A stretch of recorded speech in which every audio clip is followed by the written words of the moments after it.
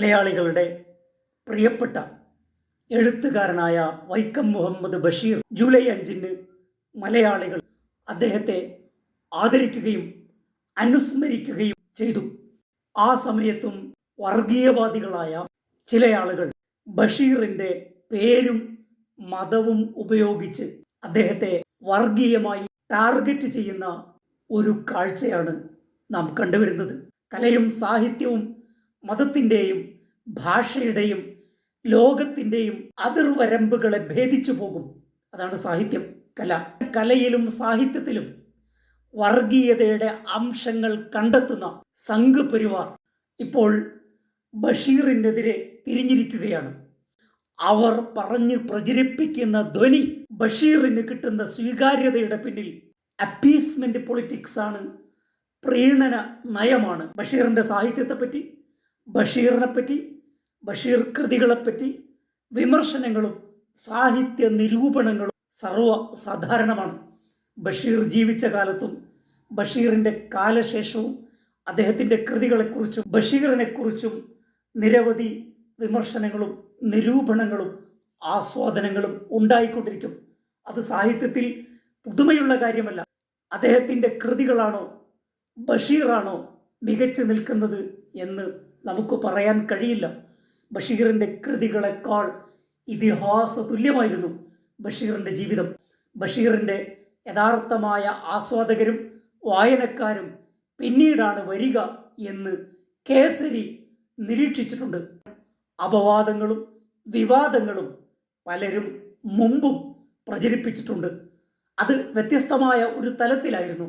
ഇന്ന് പച്ചയായ വർഗീയത കലർത്തി അവതരിപ്പിക്കുവാനും അതിനടിയിൽ നിരവധി ആളുകൾ വർഗീയ ചുവയോടെ വലിയ രീതിയിൽ കമൻറ്റുകൾ രേഖപ്പെടുത്തുകയും ചെയ്യുന്നു.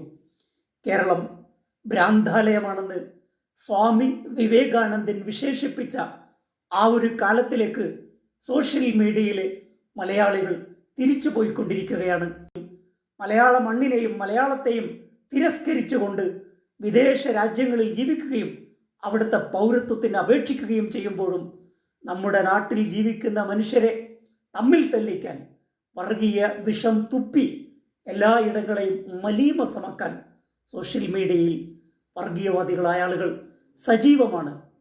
മത വിദ്വേഷമാണ് അവരുടെ ഇന്ധനം, വർഗീയതയാണ് അവരുടെ ആയുധം.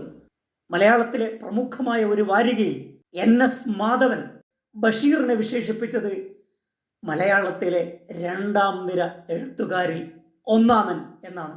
പക്ഷേ NS മാധവൻ വിശേഷിപ്പിച്ച 1ാം നിരയിൽപ്പെട്ട എഴുത്തുകാരെ 10 വർഷങ്ങൾക്ക് ശേഷം ആര് ഓർക്കുന്നു, ആര് അനുസ്മരിക്കുന്നു?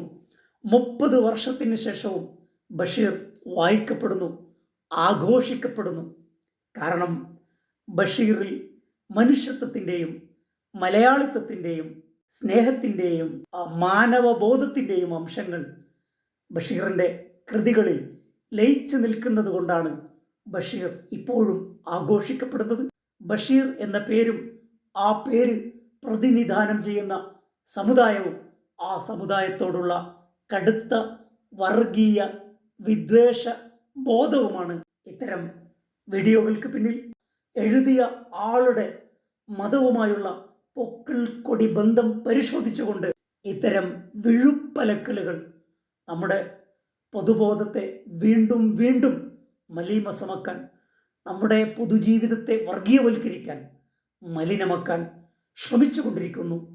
ഈ മലിന മനസ്സുകളെയും അതിജയിക്കുന്നതാണ് ബഷീറിൻ്റെ കൃതികളും സാഹിത്യവും.